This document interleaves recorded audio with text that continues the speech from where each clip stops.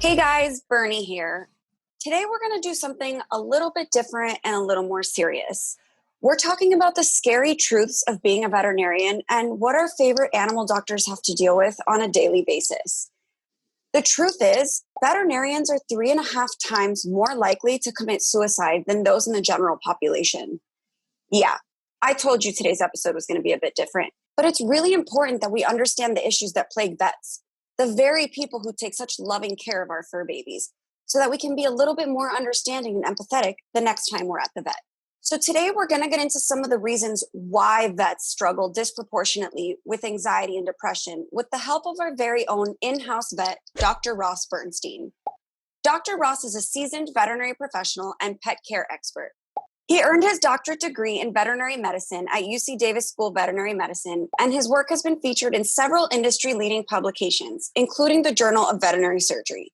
He is our go-to vet for everything we want and need to know about our fur babies. So welcome back to AlphaPod, Dr. Ross. Hey guys, thanks for having me. Thanks for being here. I know today's topic is a little bit more serious, but it's incredibly important. And I'm glad that you're here to be able to shed some light on some of the struggles that veterinarians face on a daily basis. Yeah, thanks for bringing it up. It's not the happiest of topics, but I think it's something important that we talk about. Absolutely. Now, I know the study that I mentioned at the beginning of this video cited some major components that contribute to the scarily high rate of suicide among veterinarians. And if it's okay with you, Dr. Ross, I kind of want to walk through each one of those with you so you can kind of better explain them. Yeah, the suicide rate, unfortunately, among veterinarians is pretty high, much too high, in my opinion. And unfortunately, throughout my vet school career and my working career, I have come across veterinarians that have committed suicide, and it's really, really sad. And I hope that we can make the general population more aware of some things that can hopefully reduce this rate and probably lead to better mental health amongst veterinarians. Absolutely. I just got chills hearing that. I'm all on board for bringing awareness to this, and I really appreciate that you're so open and honest about it. Now, I know the first contributing factor is kind of obvious, but I don't think people realize how many hours are put into this job. So you guys work incredibly long hours. There's hardly any wiggle room for like free time. Can you kind of explain what your schedule looks like?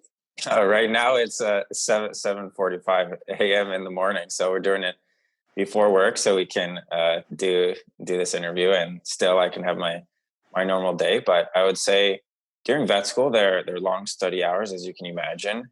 If some veterinarians like to do internships and residencies, and those are easily 120 hours a week. Oh my God. The pay, I would say, if it was minimum wage, we would probably get around 70,000 per year, but we're actually usually only pay between 25 and 35,000 a year. So we work really, really long hours with very little time off. That's very tough. And then even while we're working, it's still long hours. We get there early, do all our appointments, all our surgeries during the day, and then we call our owner or the clients back at the end of the day, going over test results. My God. So can I just ask you personally why you chose to be a veterinarian? I mean, because we love animals. I'm very interested and fascinated by science and medicine, but I also am really passionate about animals.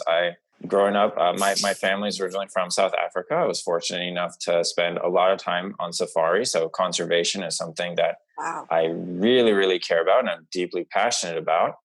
And working with some of those wild animals, I thought, how cool could this be if one day I could do this too and save some of these iconic species? And then it kind of grew from there, where I started going to my local veterinary hospital to help care for my golden retriever. Practicing here in the United States, we get to do a lot more work with,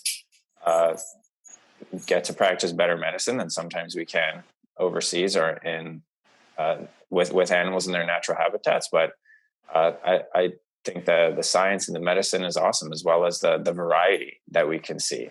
Totally. I love that. I had no idea about your background, your history. So thank you for sharing that with us.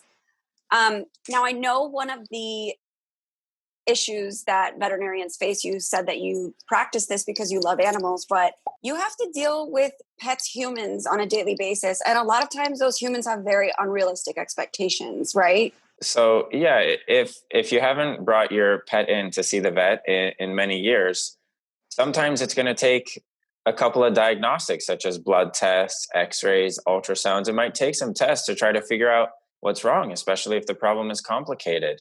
You know, we're doctors. We're going to look at the evidence. Sometimes if your pet comes in for vomiting, for example, that can have many different causes.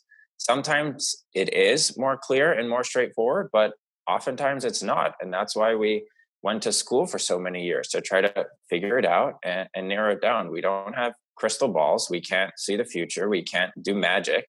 We're human at the end of the day, and we're veterinarians. So that's sometimes having those unrealistic expectations is difficult to deal with. So if you come to the vet and we're offering you diagnostics, on the one hand, it's practicing the standard of care, but we're not trying to sell you a bunch of tests. We're just trying to do our job and figure out what the best treatment is and what the best way that we can provide you care and make your pet or the animal feel better.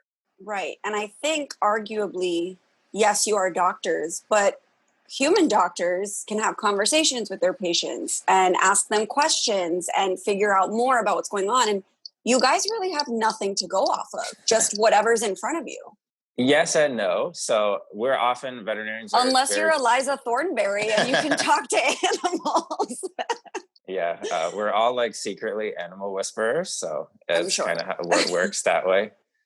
I would say yes, they can't talk to us, but we're often really frequently compared to pediatricians where our relationship is like babies can't talk to us. So we're often talking to the mom or the dad or the friend who brought the pet in. Sometimes there's not even really any notes of why the pet sitter brought it in, and they're like, oh, I was just told to bring the animal to the vet. And so oftentimes we are going off of a relatively vague history, but that's kind of what we went to school for and what we're trained to. And we can read the dog's body language, its clinical signs, whether it's vomiting, diarrhea, and then we can kind of go from there. Gotcha. Now, I know you mentioned diagnostics, running tests, blood work. All of that seems to be a huge component in figuring out what's wrong with any animal.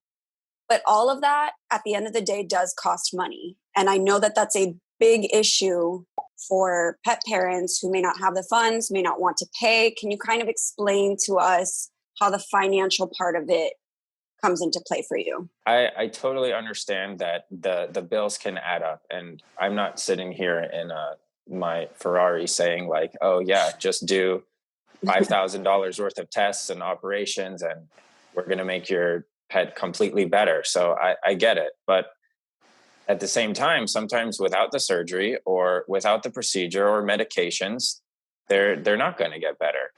And if we have pet insurance, for example, then paying that premium or that monthly payment that can cover certain conditions or a lot of them, and that can really take finances out of the decision making process. So we are able to do the best care or provide the best care that we can. Taking that one step further, a lot of people don't really realize how much their medical health care actually costs, and veterinarians even still provide a very, very high level of care for a fraction of the cost of human medicine. We just have insurance, so we don't actually know all the costs that go into it. That's such a good point, and most people don't think of it that way. Now, you mentioned pet insurance. I've heard several, you should, you shouldn't. Is it true that you should have pet insurance only if you have an older dog, a sickly dog, things like that, or should everybody have pet insurance, in your opinion? So this is going to depend on the person and their pet and what their goals and expectations are. I think getting pet insurance from when they're a puppy is the most important, because let's say if your puppy goes to the park, they get bit by a dog, they eat something toxic, they get hit by a car. Anything can happen really at any time. Yeah, older dogs are more likely to get sick, I would say, than younger dogs, but still. It sometimes the insurance can even cover preventative care. So there's different programs that you can elect. There's different levels of coverage, and if you find a program that works for you, that's probably the best. Okay, great. Well, thank you for that. I absolutely hate this topic, but I'm sure you hate it more than I do. But it's definitely one of the biggest contributing factors to the high rates of suicide, depression, and anxiety among veterinarians, and that's euthanasia. And unfortunately, one of the biggest side effects of pet parents being unable to pay for their pet's care is euthanasia. Can you kind of talk to us a little bit about that? Euthanasia it's a really tough situation. In some scenarios, I'm grateful that I can end that pet suffering, and that family can get some closure that their animal didn't suffer on their last days. But in other situations, some people take advantage of that service. And I mean, I've even seen a pet owner come to me, and historically it had been written in their medical chart that they come every Christmas around because they get a new dog every year because they always want their kids to have puppies. And that's awful. So some people, instead of doing the medical care or trying to figure out what's wrong, they just go to euthanasia as the solution. And that's sometimes I don't think that's ethical, and that's not right. So How is that legal? Can you call the police on this man and be like, he's should not own a pet at all? And he's a father, much less. That's terrifying. Like, what yeah, can you do in that kind of a situation? Do you have any control, any power? I mean, we don't have to euthanize the pet. Hopefully I mean, a couple of weeks ago, same similar type of situation where there was a cat just urinating outside of her litter box, and the owner didn't want to deal with it, so she came to me asking me if she could euthanize her cat. And like, there's definitely solvable problems, or fixable problems I should say, that we can provide that patient with care and they could go back to living a good quality of life. I don't think that's really, without even trying to figure out what's wrong or even trying some medications, that's fair or appropriate to just jump everything, say that they're suffering, and elect euthanasia. So that's kind That's of a sad awful. reality that happens sometimes. Another thing that happens too is, let's say everything's going right there. The pet owners are electing humane euthanasia for all the right reasons. They've tried everything. They've done all the tests. Their animal has a terminal illness, and they've come to terms with it. And you go in, and it's very, very sad. But then you come out of that room and you need to walk in to your next consultation with a bright, happy face, as if they're your only client, they're your only patient. And sometimes that's hard too. And clients can forget where you were just 5 minutes ago. So that's something you have to. We're human too sometimes. So that's also an emotional part of the day. Wow. Well, as a pet parent, I mean, I've unfortunately seen family dogs put down, and it never gets easier. So I can't imagine you having to do it. But can you provide me and pet parents everywhere some comfort? Does euthanasia hurt the animal at all? No. So if you haven't gone through a euthanasia with your pet, we often will put an IV catheter in, secure venous access. So that's just a tube going into the vein. We often give them a medication first that makes them fall asleep. It's usually propofol, the medication that's often used in anesthesia that lets them fall asleep. And then that medication is followed by pentobarbital, also called Euthyssol, that stops the heart. So sometimes there are some side effects, that they can lose their bowels, they can gasp for air, they can have muscle twitches. Really, with the propofol, it reduces the chances of those side effects, but usually it's quite a smooth process, and it's they don't feel it because they're basically under anesthesia already. So these are definitely hard topics even to talk about, and it can definitely wear on the mental health of veterinarians. And these are some of the challenges that we deal with on a daily basis. But that being said, I still love being a veterinarian. I love the day to day. I love being in a position to provide care and be there when there are problems. So it's what I do. It's what I love doing, and I'm happy to be here.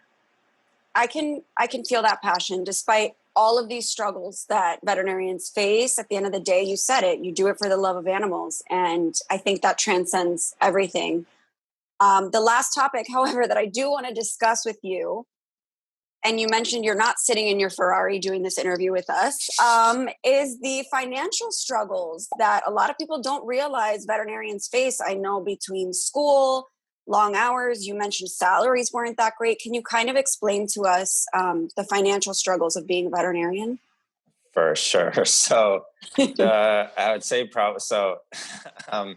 So veterinarians, we go to undergraduate, which is probably the same as, I'll compare it to a medical doctor or dentist, for example. So we have the same undergraduate training, then we go to veterinary school versus medical school. It's roughly the same cost, but then the average salaries are much, much lower than the average salary of a physician. So our debt to income ratio is much higher. And we just don't make, on average, as much money as people might think we do, especially for the amount of training and the amount of debt that we've had to take on to get to be in the position that we are. Absolutely. Well, I, for one, am incredibly appreciative. I know pet parents everywhere. We would be lost without you guys. So please take care of yourself and veterinarians in general. I think mental health is incredibly important. It's important for us regular folk. It's very important for a profession that has an incredibly high suicide rate. So take care of yourselves, take care of your pets. And thank you so much for being here with us, Dr. West. We really appreciate it. It's my pleasure. Anytime, guys. If you're a vet who may be having these thoughts, or you know someone who may be contemplating suicide, seek out a mental health professional or call the National Suicide Prevention Lifeline at 1-800-273-8255. That's all for Alpha Pod today. We'll see you next time.